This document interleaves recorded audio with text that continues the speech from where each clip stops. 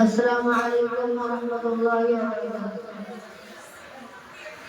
الحمد لله رب العالمين، الصلاة والسلام على نبي الكريم محمد وآله وأصحابه أجمعين، أما بعد، فأعوذ بالله من الشيطان الرجيم. بسم الله الرحمن الرحيم. وقاتلوهم حتى لا تكون فتنة ويكون الدين لله.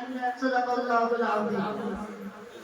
সর্বপ্রথম কৃতজ্ঞতা জ্ঞাপন করে সেই মহিয়ান করিয়া সর্বশক্তিমান মহান আল্লাহ পাক রব্বুল আলামিনের দরবারে, যিনি আজকে আমাদেরকে এমন একটি সুন্দর মজলিসে সুস্থ অবস্থায় বসে মানুষের তৌফিক দান করেছেন।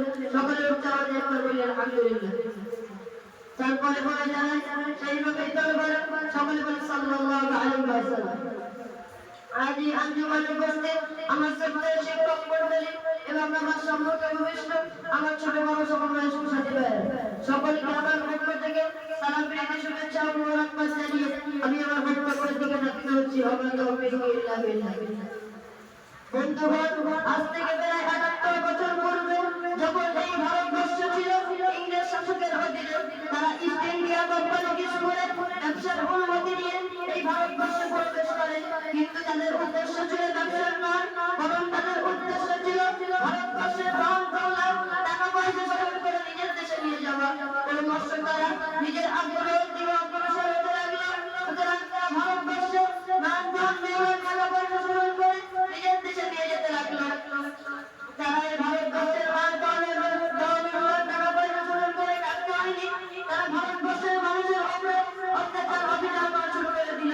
প্রতিদানিকে সবাই টাকা করে পাওয়া সকল এবং চাষিদেরকে জেলে কাজ করতে বাধ্য করত এবং তারা এই ঘোষণা করে দিয়েছিল যে ভারতবর্ষের মানুষেরা জন্মগত লোক হিসেবে ভারতীয়, তাদের আর্মীয় দৃষ্টিকাঞ্চের যেভাবে বিরোধিতা করত।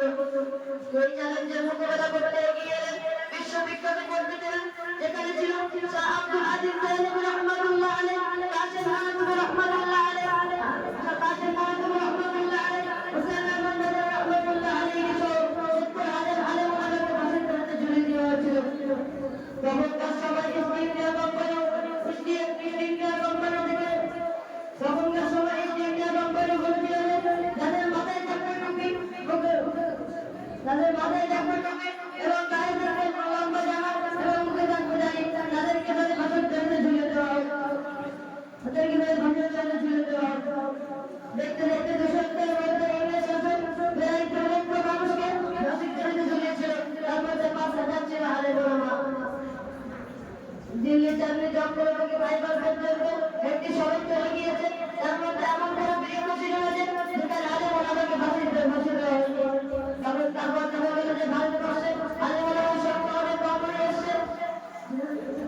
সরকার যেভাবে ছিল ব্রিটিশরা আলেম ওলামার সংখ্যা নির্মূল করে দিয়েছে। সাম্রাজ্যবাদী ব্রিটিশ আলেম ওলামার সংখ্যা নির্মূল করে দিয়েছে এবং সংক্ষিপ্ত